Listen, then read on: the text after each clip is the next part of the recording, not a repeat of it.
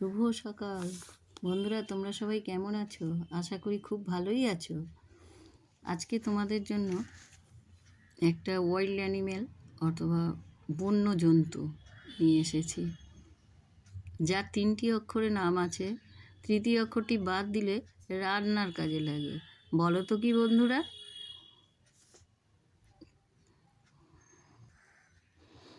তার প্রথম আমরা একটা স্ট্রাকচার করে নেব। তার প্রথম পায়ের জন্য নিতে হবে 2টি প্লাস 2টি ব্ল্যাক সুতোর কাজ, ক্রস স্টিচ দিয়ে করতে হবে।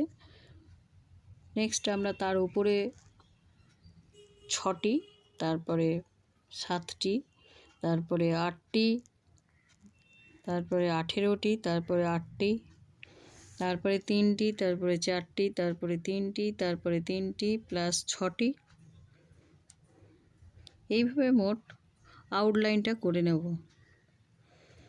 ক্রস স্টিচ দিয়ে। দ্বিতীয় পায়ের জন্য নিতে হবে 2টি প্লাস 2টি ব্ল্যাক সুতোর কাজ, ক্রস স্টিচ দিয়ে, তারপরে 4টি, তারপরে 14টি, তারপরে 6টি।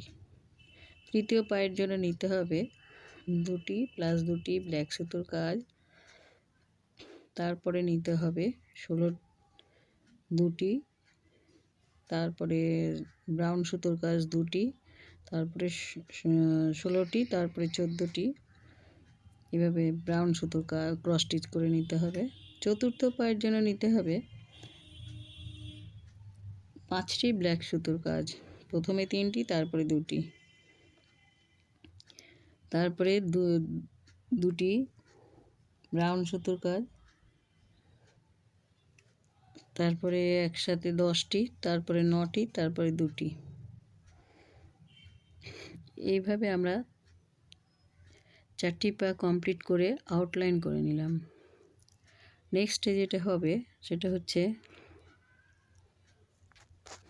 চতুর্থ পায়ের বর্ডার লাইনটা করার পরে ঠিক তার উপরেই আবার বর্ডার লাইন আমরা শুরু করব। সেটা হলো প্রথমে 5টি, তারপরে 4টি, তারপরে 2টি, এইভাবে সামনের দিকে ক্রমশ এগিয়ে যেতে হবে।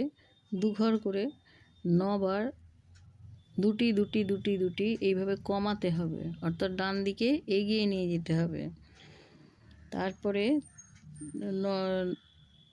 9 বার 2টি করে, তারপরে 4টে,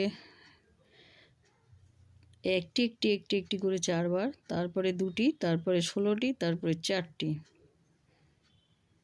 তারপরে মুখের পোর্শনে চলে আসতে হবে। মুখের পোর্শনের জন্য প্রথমে 6টি, তারপরে 9টি, তারপরে 10টি, তারপরে 10টি, তারপরে 7টি, তারপরে 6টি এবং আর 6টি ক্রস স্টিচ করে নিতে হবে।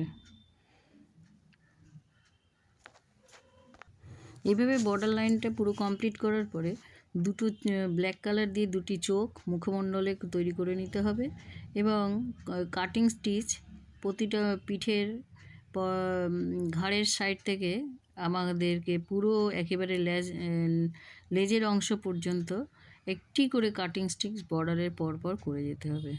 এবং লেজের জন্য নিতে হবে প্রথমে 2টি ব্রাউন, তারপরে 3টি ব্রাউন, তারপরে 2টি, তারপরে একটি কালো কাটিং স্টিচ। ব্যাস হয়ে গেল।